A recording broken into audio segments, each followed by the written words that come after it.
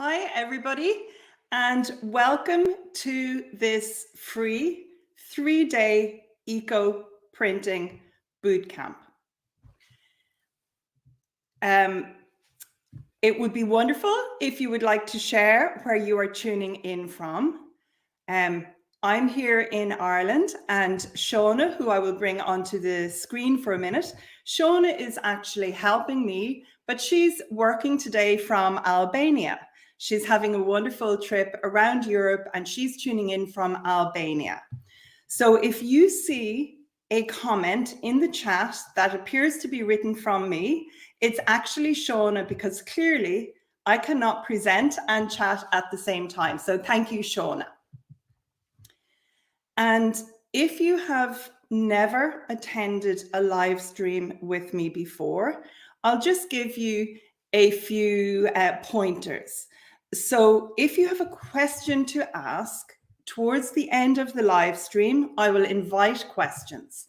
And in order for you to have the best chance of me answering it, you need to put 3 question marks in front of your question and 3 behind. You write it as a comment, and then Shauna will flag it for me. And the whole focus of this 3-day bootcamp, it's so that I can share the eco printing in the dirty process with you and help you achieve really great prints, even if you are a beginner. But the focus as well of this particular bootcamp is breaking things down into manageable chunks, because many of us, including me, are very short for time. So I am going to give you time-friendly tips to help you achieve the results that you want. And by the end of our 3 days together, I hope you will be fired up and you will be able to create beautiful eco prints for yourselves. So if you have a question, you put 3 question marks in front and 3 at the end. I'm going to try and speak slowly, because I am aware that many of you don't speak English as your first language. I will be sharing images and slides. And today it's all about setting yourself up for success. Then tomorrow I will go through the full process and share images of me working. And then on the 3rd day, I will recap and give you some really good time-saving tips. So the first thing I would like to say is that it's really important to set yourself up for success. I would say that 80% of all the mistakes that people make and that lead to results they are not happy with, those mistakes are actually made before their eco bundles ever get into the printing pot. And I see this time and time again. There is so much information available online, and some of that information is really good quality, but more of that information is not shared by people who have experienced eco printing. They've tried it once or twice. They don't understand that the colors won't last on their fabric if they have not prepared the fabric correctly. And if you're looking online and you want to avoid being overwhelmed by all the information, it's really important to learn and start without jumping ahead. So if you understand the foundations and you are able to actually put what you learn into practice, have some successful eco printing sessions using the information that I'm sharing, then you will master the basics. And then, of course, you can go on and you can experiment for yourself. And maybe the best way of explaining it is to say that eco printing, it's really like using a recipe for the first time. And let's say you are a novice cook. You would not tackle a big wedding cake with 5 tiers and loads of icing as your first product. You might decide to cook an omelette, or maybe what we in Ireland and England call a scone.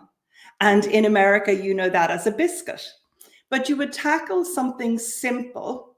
You would master the basics of some simple recipes, and then you would move on to something more complicated. And it's exactly the same when it comes to eco-printing.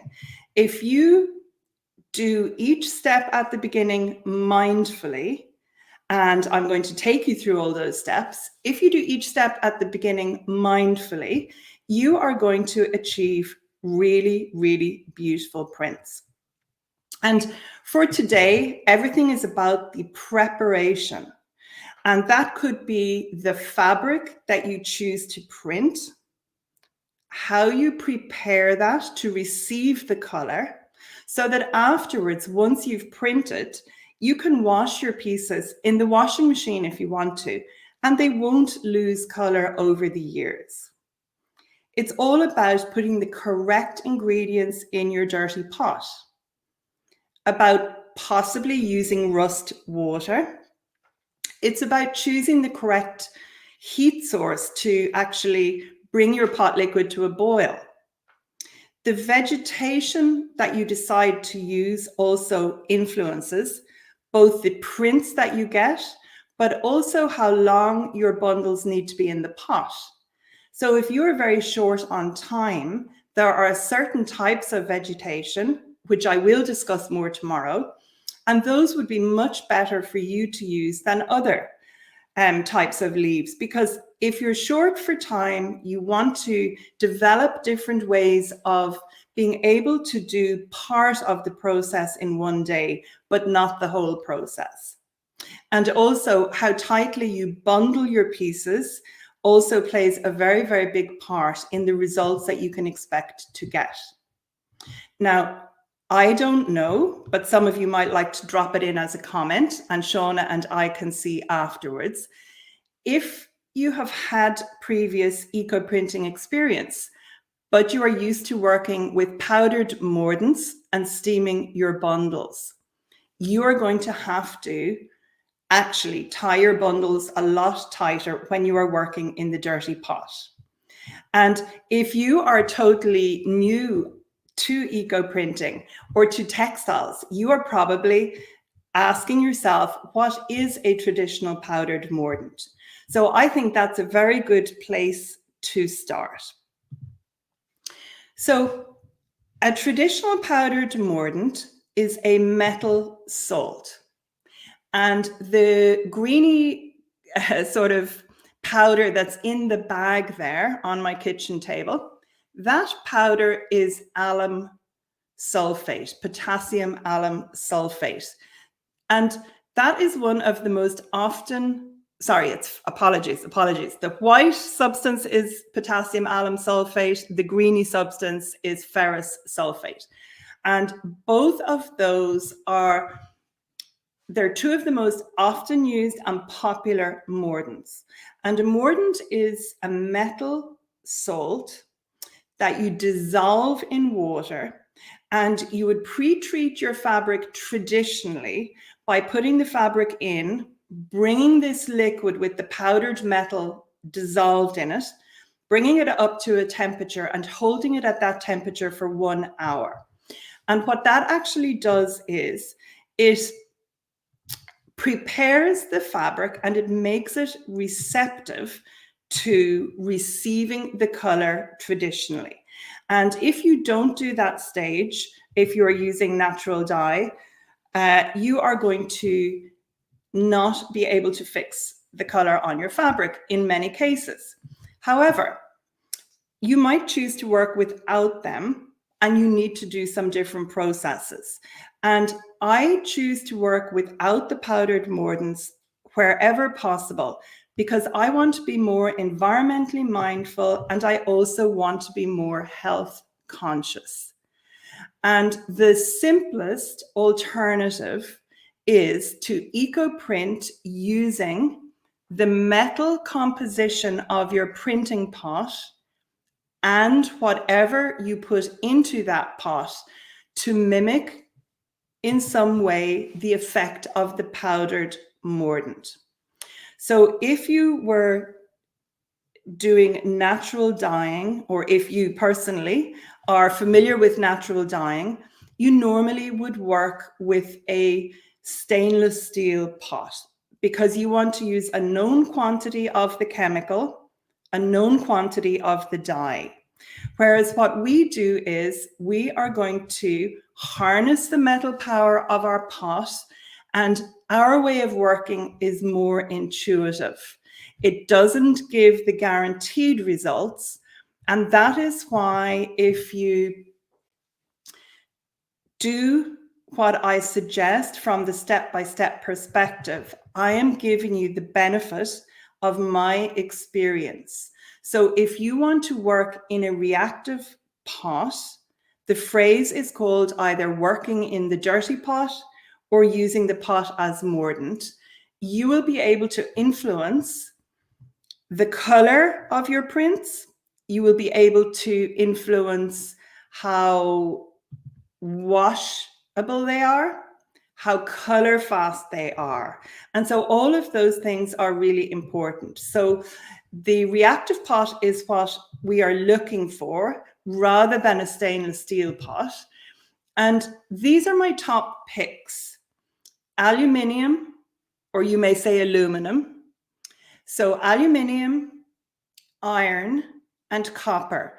Those are reactive metals, but copper is the least useful in our case because we are not working with the powdered mordants. So the top pick for you, if you are new to eco printing, is to use an aluminium pot. And if you don't have an aluminium pot, that doesn't mean that it's not possible to eco print. What it means is that you will not get such strong results if you don't have an aluminium pot. However, you can crumple some of that tin foil or aluminum foil into big balls. You can add that to a stainless steel pot and a big chunk of rusty metal, and that will certainly help you with your printing, but you won't get as good results as if you use an aluminium pot. And in fact, I have a few testimonials here from some people who have participated in the boot camps before. And so here is, I'm not quite sure how to pronounce this, but Deepti. And she says she tried her first eco printing on cotton and was really proud and satisfied with the results. And she followed my tips in the boot camp to the T. Somehow it worked, and she's happy, and she feels that she's created something. She's accomplished something that's creative. And that's exactly what I'm saying. If you actually follow the step-by-step process that I'm going to recommend for you, you will have successful results, even if you don't actually know in some cases why you got those results. And here's Jan. After watching bootcamp videos, she's hooked on the method. So I recommend an aluminium pot. Now, your fabric choice is also really important. And fabric behaves differently when you are eco printing in the dirty pot. So it's not as easy to print on cotton or cellulose-based fabric as a beginner. It's not impossible, and I'm going to share how you do it. But the best fabric, if you want to get really good, colorful eco prints with interesting background color, the best fabric to start with is protein-based fabric. And protein-based fabric, if you think of it as any sort of fiber that comes from an animal, and then it's spun and it makes, it's woven and you make the fabric. So wool, silk, cashmere, yak, If you had a white dog, your white dog hair will also take the color really well. So protein-based fabric gives you the very, very best results. So how do you prepare that fabric? Remember what I said at the beginning, that 80% of mistakes actually occur before you ever get your bundles into the pot. So the wool and silk, the cashmere, you can either wash this fabric by hand, or you can do what I do, and that's put the fabric through the wool cycle in my washing machine. Now, I have a modern machine and it uses plenty of water. I never ever use a detergent when I am preparing fabrics for eco printing. And that is really important to say to you. I choose to use a gentle olive oil soap. Nothing like a liquid washing liquid or a powdered detergent. I grate some olive oil soap, I mix it up with warm water, and I add that into my machine. So if you are preparing your wool fabric or your silk or your cashmere, either wash it by hand using a gentle soap or put it through the washing machine. Now, one of my time-saving tips is to prepare plenty of fabric at the one time. But this fabric can be prepared once, and then you can put it away in your studio and just label it so you know that you have washed it, and you have washed it with the gentle soap. And then on another occasion, you can actually print it. So the wool fabric needs to be, or the protein fabric needs that wash. You can dry it and put it away, or if you are going to be eco printing, you can then soak it in water overnight and it's ready for eco printing. I'm going to explain more about the process tomorrow. So I'll go through a checklist tomorrow for you about what you need to do on the day. But the important thing to know is you wash your fabric beforehand, and then you can either dry it or soak it overnight if you're ready to print. And I actually also sprinkle my protein-based fabric with vinegar, and then always your bundles are processed for the amount of time that the vegetation you've chosen to use needs. And again, I'm going through the process tomorrow. I will discuss vegetation with you. And then when you are working with cellulose-based fabric, cellulose fabric is linen, cotton, ramie, which is made from nettles, anything that has come from a plant base. But for the purpose of eco printing in the dirty pot, you can also include bamboo fabric, as if it was cellulose, rayon, and viscose. They are man-made fabrics and fiber, but you can treat them like cellulose, and they all need a more aggressive wash in the washing machine or by hand, not just the gentle wash that you would give your wool or your silk, but use the soap again, not a detergent. And those trousers, those linen trousers that I am wearing in that image, those trousers are printed using blackberry leaves, and the pink flowering plant behind me is rose bay willow herb. So I also included some of that on those trousers. That's what those little lines are like. It's from rose bay willow herb. They have been washed multiple times in my washing machine. I was working out that I have now worn them for 2 summers, and this is the 3rd summer, and they look pretty much as good as the day I printed them. So never think that you can't wash your eco-printed fabric properly, providing you actually prepare your fabric correctly, you will be able to wash it in the future and your prints will last. And there is one more thing that you need to prepare in advance of any eco printing if you are going to work with the cellulose fabric. So if you are somebody who lives in a hot climate and you would like to wear linen or cotton or bamboo, you also are going to have to prepare rust water. And I will give you the information for preparing the rust water tomorrow. And so for the cellulose fabric, the preparation is you wash it, then you would soak it overnight in water, and then it gets dipped into the rust water just before you put your leaves on it. But I am going to show you photos tomorrow about that. So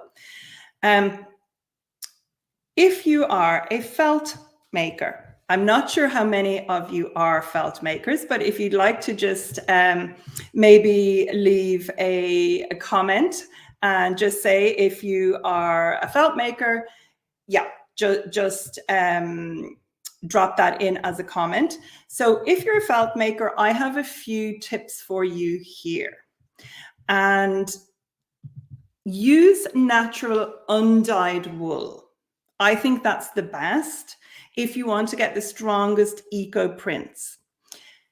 That doesn't mean you can't eco print on colored wool, but depending on how the wool has been colored commercially, it may lose a little color when you print with it.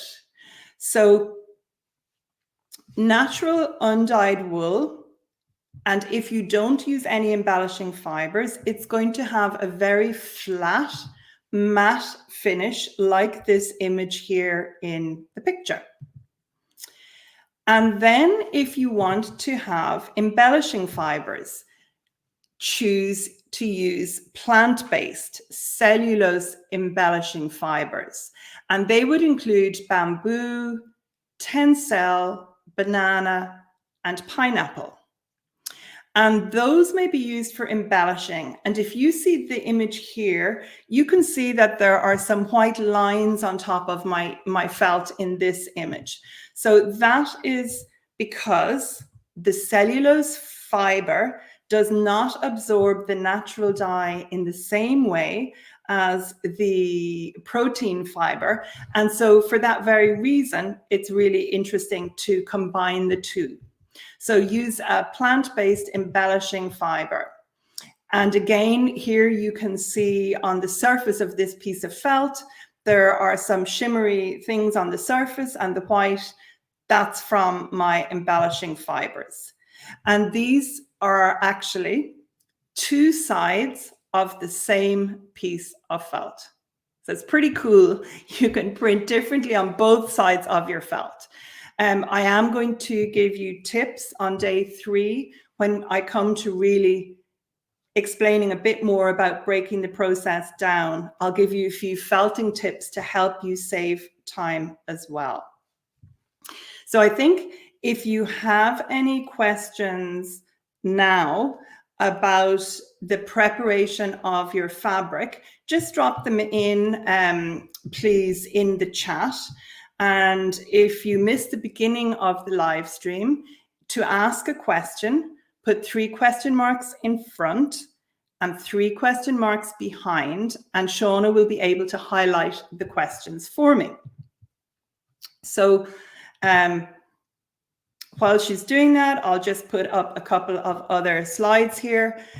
This is Wendy, who lives in Brisbane in Australia. And she actually is a printmaker who works in mixed media and prints on paper.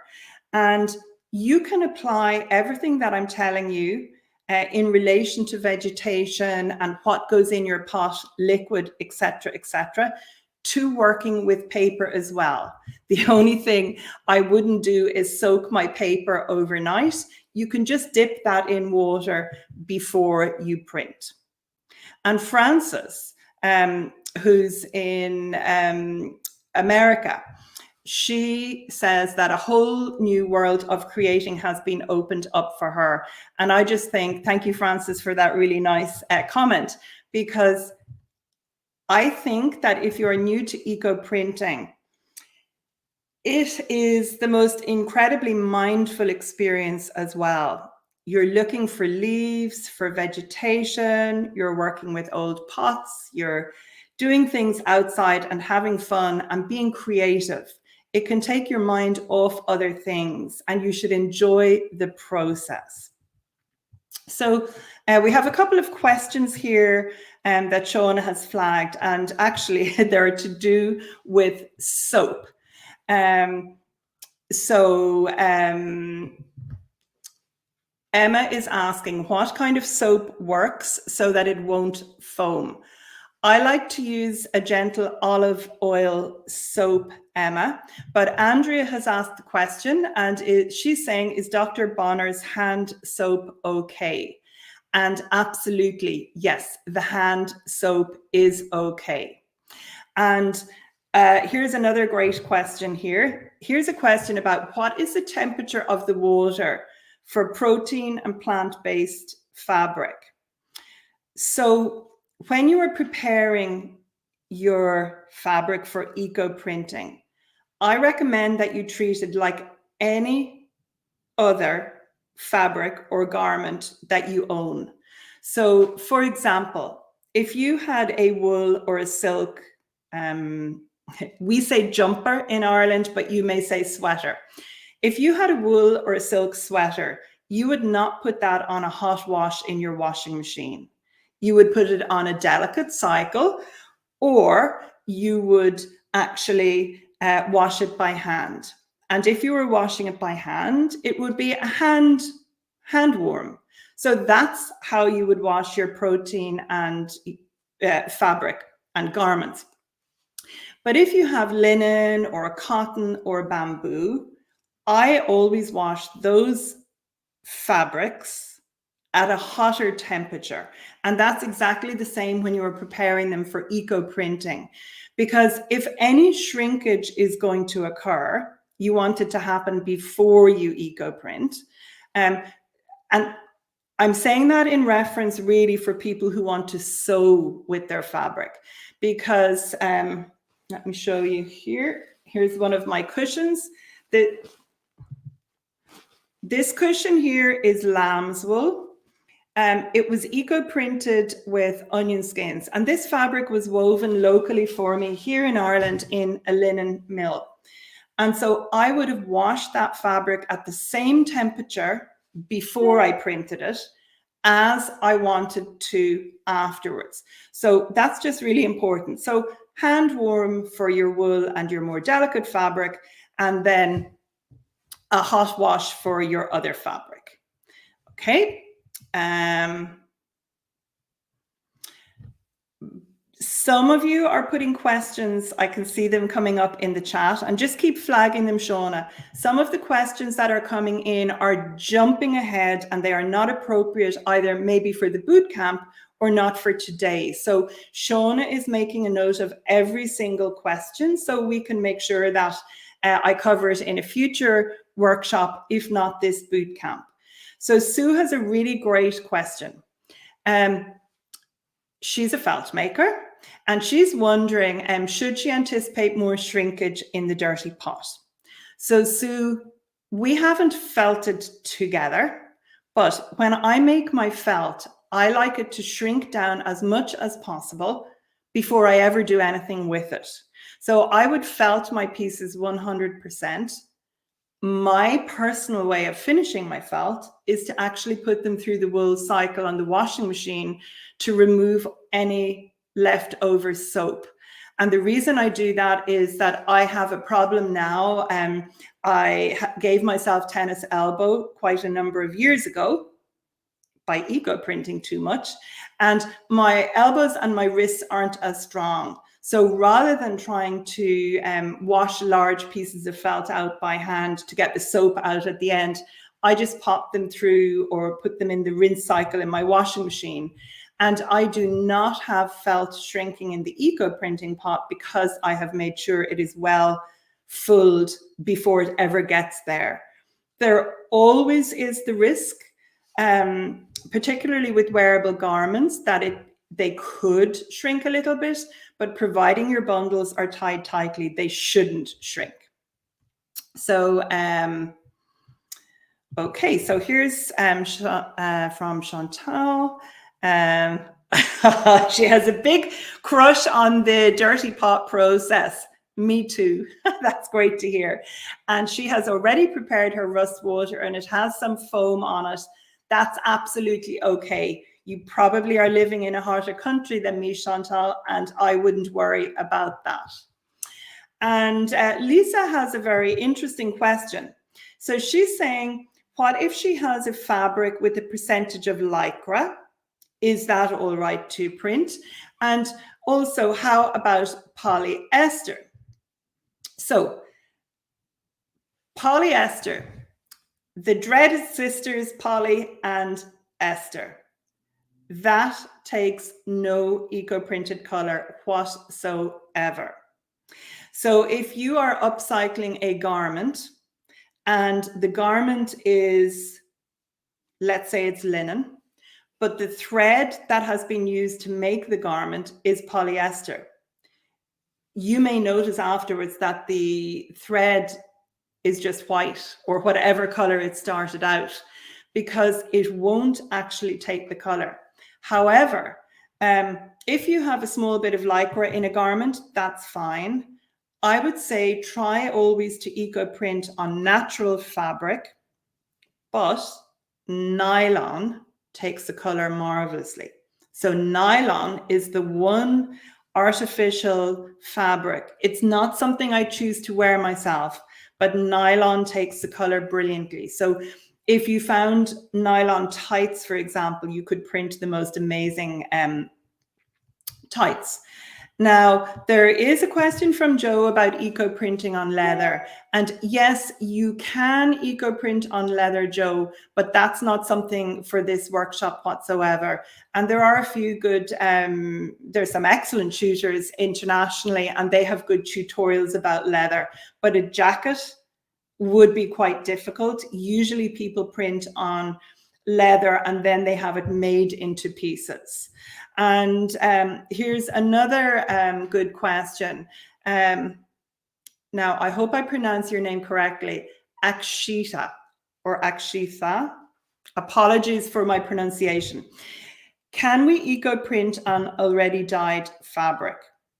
Absolutely. Yes, you can. Now, sorry, I've got the wrong one up there. Yeah. So the important thing is, you need to understand that if the fabric color is really dark, you are going to need vegetation that gives very good prints. So I couldn't print on this linen top. I couldn't print on this black fabric, for example, because this black linen would not take any color whatsoever.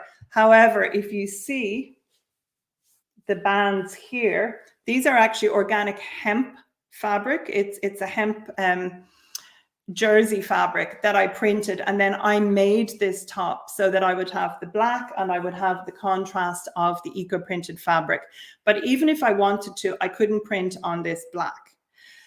However, I could print on baby blue or light green or orange or yellow. So you definitely can print on commercially dyed fabric. You can also eco-print on top of your naturally dyed fabric. But with a few exceptions, if you are going to print on naturally dyed fabric, you need to mordant your fabric first before the dyeing so that you can make absolutely sure that the fabric is going to retain the color. So I'm just going down through the questions just to see, actually, Shauna, if you wouldn't mind, if you would, if you could unstar the questions that I have already answered, that would be fantastic. And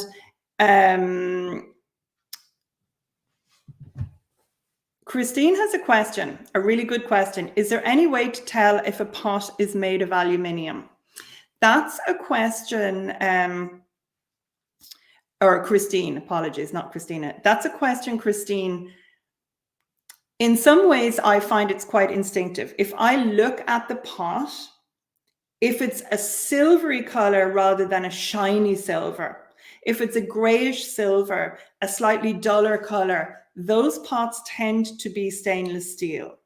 Many have a mark on the side and they say they are stainless steel. But that question, if you pop that question into Google, I can't think of it exactly now, but the answer will come up.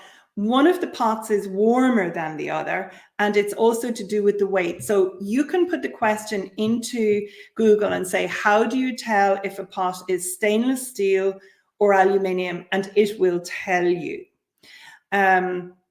So yeah, that's what I would say. But usually it has a grayish silver color to it, and stainless steel has a shiny silver. So, okay, I'm going to move on now to actually preparing your dirty pot. I will take questions from you again afterwards, but remember what I said earlier on. Think of eco-printing in the dirty pot. Think of it as if you are using a recipe. So if you are cooking and you are new to cooking, and you change the quantity of one of your ingredients, or you don't use it, or you remove it, you are going to get a different result. So if you upped the quantity of salt, for example, if you took out the sugar, if you used rice instead of flour, and it's exactly the same when you are preparing your dirty pot. But I want to just flag something for you. Health and safety is really important with eco-printing. You do not want to use a pot that you are going to use in your kitchen again. So please make sure that you have a pot that you are going to dedicate to your eco-printing. You're going to be dealing with hot liquids, and you are going to be putting bundles in and out of the pot. So wear sensible clothing. Wear a mask if you have asthma. Don't inhale all the fumes.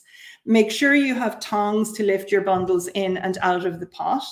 And you will see, my tools and equipment tomorrow when we go through the step-by-step process. But just be mindful of what you're doing and wear good shoes and work in a ventilated space. So when you are starting a dirty pot, if you are starting your dirty pot for the first time, I cannot urge you enough to use an aluminium pot. And the larger the pot, the better, because you will be able to fit more bundles into it. And when you are eco-printing or natural dyeing, it's always better to have more liquid surrounding the fabric or the bundles than it is to have them all crammed in. So the bigger your pot, the better. Then I like to add a pint or two of vinegar, so at least a liter of vinegar if you have a very big pot, and then half fill the pot with water. And please don't worry if you have a city supply of water, it will be absolutely fine. Just use that water anyway. Add a chunk of rusty metal to your pot. And folks, I'm not talking about 3 rusty nails. I'm talking about a big chunk of rusty metal. And this iron, I use this constantly. I have it on a string so that I can put it in and out of the pot liquid as I'm working. And what happens is I can adjust the color of my pot liquid. And with experience, you too will be able to do that. If I want my prints to be darker, I add the iron back in, and later on I might take it out if I want them a little lighter. But at the beginning, you need to have a chunk of rusty metal in your pot. There you can see me putting it in. And then bring your pot to the boil and make sure it boils for 1 hour before you ever put one of your bundles into the pot. And this will help you achieve better and more successful results right from the beginning. And this 3-day bootcamp, I will clarify my time-saving tips for you on day 3, but this is one of the important ones. You can prepare loads of these things in advance so that when it comes to the actual eco printing, you do not have to prepare everything on the same day. And the longer you have your dirty pot liquid maturing, the stronger it will become, and you will achieve more intense results in the pot. So you could choose to eco print in 2 weeks, but prepare your dirty pot today. However, if you are going to do that after your pot has cooled down, after the hour boiling, remove your piece of rusty metal from the pot and put the cold liquid into a bucket or a big tub or a trash can. Because if you don't do that, what will happen is you will get holes in the side of your pot, unless your pot is really, really a very big commercial one with very thick sides. So I have pots with thick sides and I don't need to take the liquid out, but I also have some pots with thinner sides that I used in the past and I got holes in them. So remove your pot liquid, just give your pot a little rinse out, and then when you go to eco print the next time, you just put the pot liquid back in. And then the next time when you go to eco print, or if it's your first time and you've boiled it for an hour, you don't need to boil it for an hour again. All you need to do is bring the pot to the boil, and then it is ready to go. And then you would be putting your bundles in, and you're going to see that tomorrow. Now, rust water is something else that you can prepare in advance. And I do see there are a couple of questions about rust water. So how I like to prepare mine, and I will show you some pictures tomorrow, is I just get an old cast iron pot. I put some vinegar in and some water, and I leave it outside for months on end. But if you need to prepare it quickly, you can actually boil vinegar, water, and metal, and then you can use that at a future date. Now, it's not to be confused with the dirty pot liquid, because the dirty pot liquid, we may also add in some eucalyptus leaves or some onion skins, nothing else, but we will chat about that tomorrow. And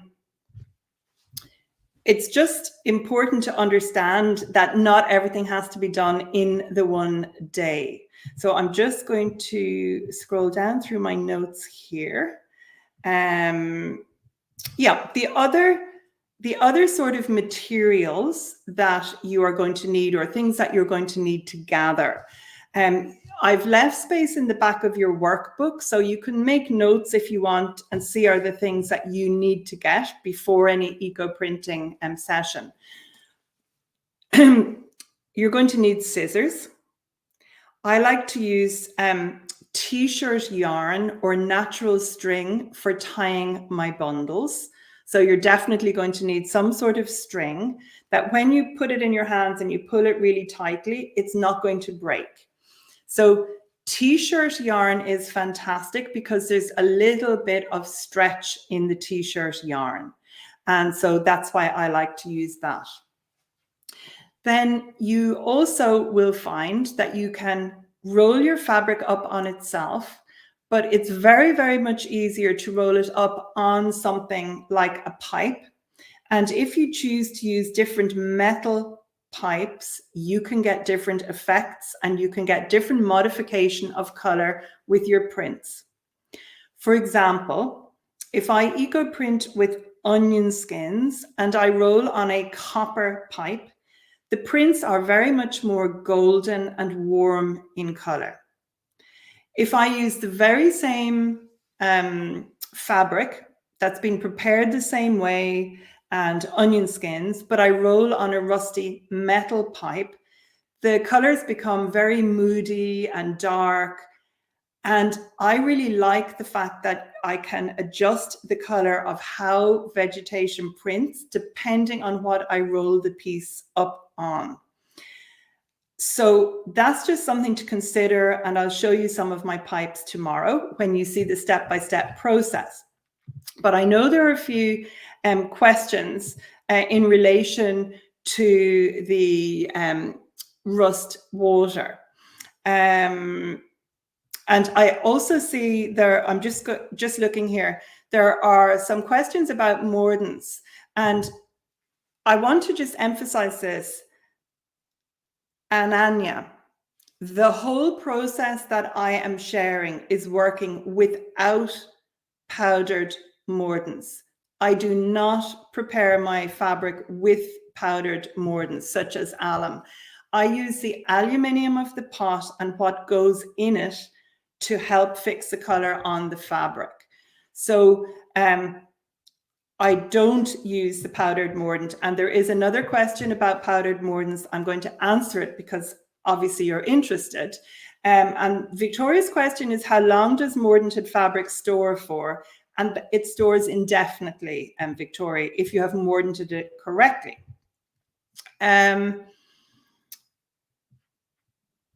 So very interesting question. Are the finished garments safe to wear after they have been exposed to aluminium? And the answer is yes. I am not a scientist. I want to just hold my hands up and say that I'm not, but I have many friends who eco-print, and some have come from, you know, a medical background. And many people have done a lot of research, and there is no health implication when you wear the pieces that have been processed in an aluminium pot, or there shouldn't also be any implication if you use, if you actually choose to mordant and you mordant correctly.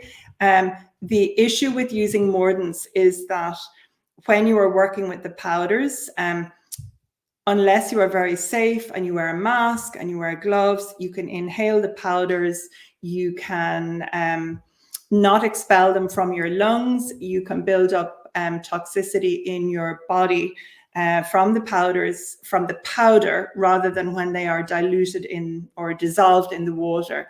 And also there are implications from the sustainability perspective about mining for those metal salts. And then I'm just going to go down and see, yeah, there's some questions about rust water. So can I add a bit more about rust water and what role does it play? The rust water mimics how the powdered ferrous sulfate would behave when it is made into a solution. So making your own rust water, it's not got the same implications for your health or the environment when you just make it in your pot, but it does help to mimic what ferrous sulfate as a mordant would do. And then Andrea is saying, how much rust water should we prepare? So Andrea, I would say that depending on where you live, if you live in a hot climate and you are intending to print cotton, you definitely, or linen, cellulose fabric, you're going to need quite a big tub of it, a large bucket or a tub, because every time you put fabric in, it's going to be absorbing some of your rust water and diluting it, because you're going to be dipping damp fabric in, which I will explain tomorrow. So I would say you want at least a good bucket, but you might want more if you're only just going to be printing on cellulose fabric. And so Chantel is asking, is it safe to keep the rust water container in the house? I would prefer in all cases to keep things like, I have my rust water outside or in the garage. Many people do keep rust water and smaller containers of it inside. I don't think it's gas, but at the same time, I would prefer to keep it outside or in a shed. Nicola has a question about her pot. How big does her pot need to be? So Nicola, how long is a piece of string? The larger your pot, the more bundles you can put in. It doesn't mean you have to fill the pot totally up, but to give you an idea, this pot here on the right-hand side of this image, the bigger one, that is 40 liters. And that's the pot that I find is the most useful when I am teaching, because I can put quite a few bundles in it. It's aluminium. I get excellent results from it. And I can also put larger bundles in it when I'm working by myself at home. The smaller pot in that image, where I have the bundles sitting on top of it, I was just about to put them in the big pot, that size pot would be fine if you are going to be eco-printing small pieces or samples. But if you want to use the metal pipes, if you look at my metal pipes that are inside the bundles, you can see that they're wider than the diameter of that small pot. So you need to be putting a lid back on your pot to keep the pot liquid hot enough. So the bigger the pieces you want to print, the bigger the pot. But you can use a smaller one and not use the metal inside. Victoria, I'm sorry, you're asking me questions about mordanting. We're not actually mordanting, so they are questions you would be better to ask somebody who works with mordants all the time. Now, here's an interesting question about cleaning the aluminium pot between uses. You don't. All you need to do if you have a pot with very thin sides is just give it a brief clean out with some water. But I have pots with thick sides. I leave the pot liquid in the whole time, and the pot looks dirty inside, but that doesn't mean it doesn't give good prints. And the process is called eco-printing in the dirty pot for a reason. So don't worry about trying to clean it. Okay. Any tips how granite ware or enamel pots would work? So I'm not quite sure what enamelware is, but I certainly know what enamel is. So an enamel pot is a non-reactive pot. It behaves the same way as glass or stainless steel, unless it has lost some of the enamel on the inside of the pot.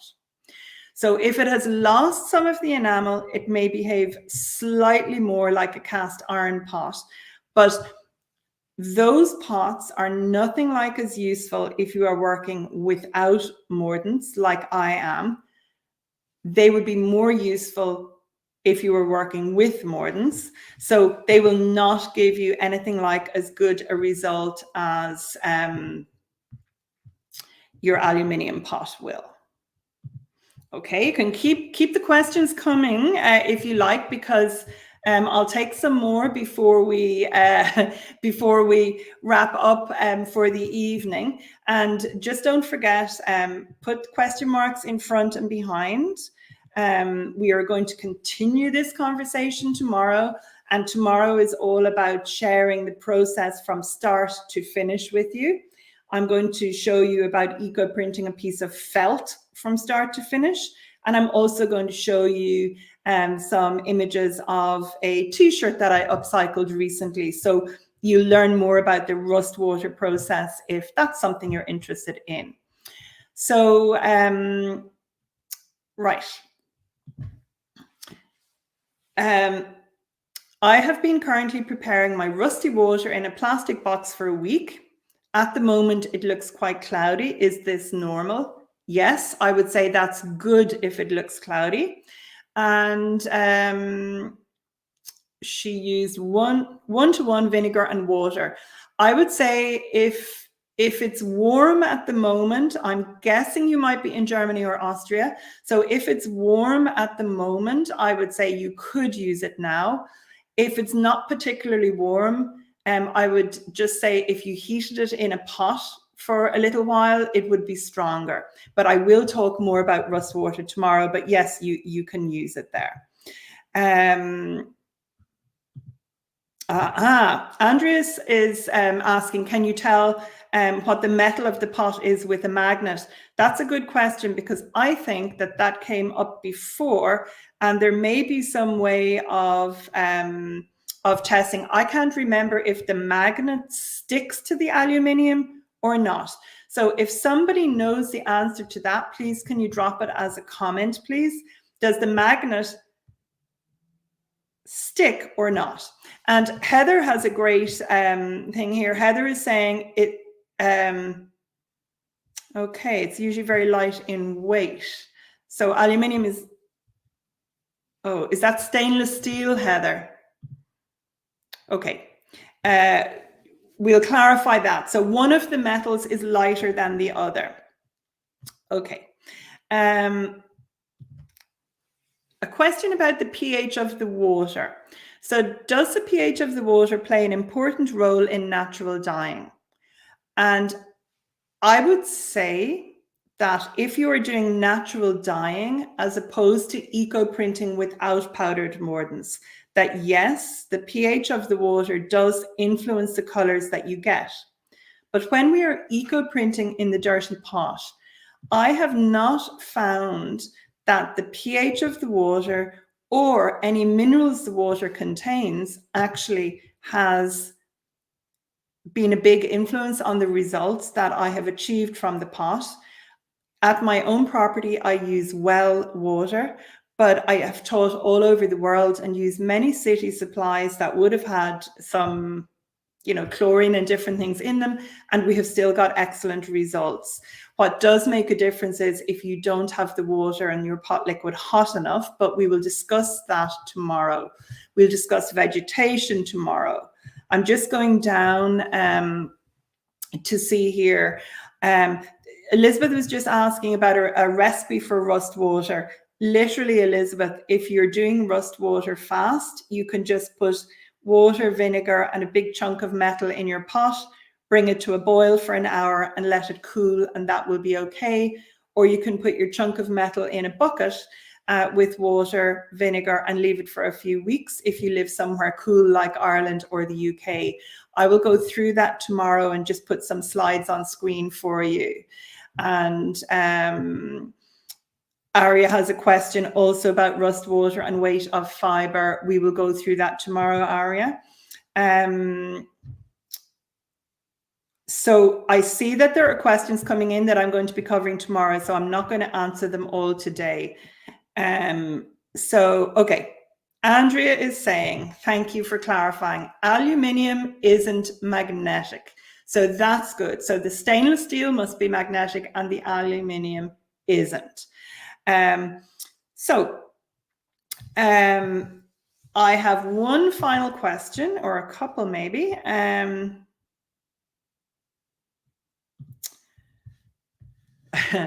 this is about fabric. So Alison has some previously dyed cotton that she used. She dyed obviously using an alum mordant, hopefully alum acetate, and steamed results, mixed results. Absolutely, Alison. These will be perfect for experimenting in the dirty pot. And for these pieces that you have previously dyed, you give them exactly the same preparation as I have outlined. You would wash them if they are cotton. You would wash them on a hot wash. You can add a little bit of sodium. I'll have to check it out. Let's just say a teaspoon of washing soda in as well, if you want. You don't have to, and just use the olive oil soap and they will be perfect. Lisa is asking, can wooden dowels be used instead of metal rods for rolling up the fabric? Great question, Lisa. Or Lisa, definitely, but you will not get the same results. You get a better result from the metal, but you may choose to wrap on the wood for specific reasons. Mira is asking, is dunking in rust water only recommended for cellulose-based fabric and not protein-based? Yes. I'm going to go through the eco-printing process from start to finish tomorrow with a piece of protein-based fabric, which is felt, and with a piece of cellulose fabric. And the only difference is the preparation and also how the colors look afterwards. So yes, that is. So any final questions, or everyone okay? We're up to the 1 hour mark. I hope what I have covered today has been helpful. I can tell from some of the questions that have come in that many of you actually have experience with natural dyeing, because you are asking questions about mordants. And my speciality is working without the powdered mordants, but I understand how they work, because otherwise I wouldn't be able to share with you which vegetation will work and give substantive results that, that can stand the test of time and be washed repeatedly. And you do need to understand a little bit about mordants, but as somebody starting, you don't have to know any of that. You just need to get going and understand that if you follow the process that I outline, you will also get fantastic results. So to recap, today was all about getting prepared. I will share some slides with you tomorrow very quickly about the rust water, but we will go step by step through the eco printing process. We'll chat a little bit about vegetation. And then in session 3, I will give you some good time-saving tips or ways that you can break the process down. And yeah, I look forward to that. So thank you all so much for joining me. And any questions, if you are watching this as a recording and you have questions, please just continue to ask the questions by leaving a comment on our concierge page. I'll just have one more here. Nana's asking, can copper be used? Copper pipes work nicely for rolling fabric. As a metal pot, Nan, you get very, very less defined prints from a copper pot than you do from an aluminium or a cast iron pot. So yes, you can use one, but you won't get the same colors and you won't get such strong results. So I don't recommend starting with a copper pot. So thank you all so much for your attention. I hope you enjoyed it. Please feel free to chat in the comments section and ask questions if you're watching on the replay. And remember, the focus for this workshop is getting started, having success, understanding the foundations, and saving time, learning time-saving tips. I'm not going to be answering advanced questions because that's the sort of thing that is for another day, or for a paid workshop, or in my EcoPrint and Wet Felt Club. So I look forward to welcoming you tomorrow. You'll see step by step the eco printing process, and I will answer questions about that tomorrow. So I'm going to just bring Shauna back on so she can just wave. Hey, Shauna, thank you so much for your help. Thank you all so much for your attention, and Shauna and I will see you tomorrow. And we're at the later time tomorrow of 6 p.m. Irish time, BST. I will send you a reminder email tomorrow. Over and out.